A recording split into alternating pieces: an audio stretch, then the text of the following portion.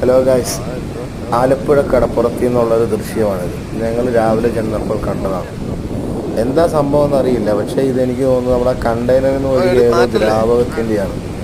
എനിക്കൊരു കണ്ടെയ്നർ എന്ന് പറഞ്ഞാൽ എന്താ പറയുക, സോപ്പ് പോലെയോ അല്ലെങ്കിൽ വല്ല ലിക്വിഡോ അല്ലെങ്കിൽ വല്ല കെമിക്കലോ എന്തോ ആയിരുന്നു. എന്തായാലും നമുക്ക് ശരീരത്തിന് ഹാനികരമായ സംഭവമാണോ എന്നറിയില്ല.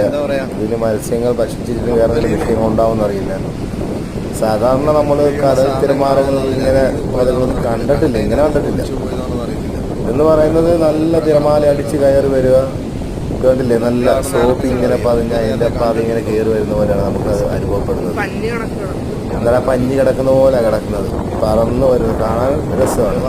പക്ഷേ സംഭവം നമുക്ക് തൊട്ട് നോക്കാനോ അല്ലെങ്കിൽ അത് എന്താണെന്ന് അറിയാനോ പറ്റത്തില്ല.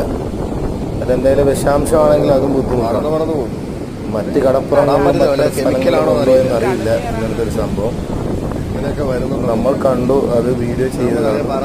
നിങ്ങൾക്ക് ഇതിൻ്റെ അഭിപ്രായങ്ങൾ നിങ്ങളുടെ നാട്ടിലൊക്കെ ഇങ്ങനെ സംഭവം ഉണ്ടെങ്കിൽ അറിയിക്കുക. ന്യൂസ് ചാനലൊന്നും പ്രത്യേകിച്ച് ഇങ്ങനെ കണ്ടില്ല. എൻ്റെ വിശ്വാസം അതിൽ നിന്നുള്ള എന്തോ ഒരു ദ്രാവക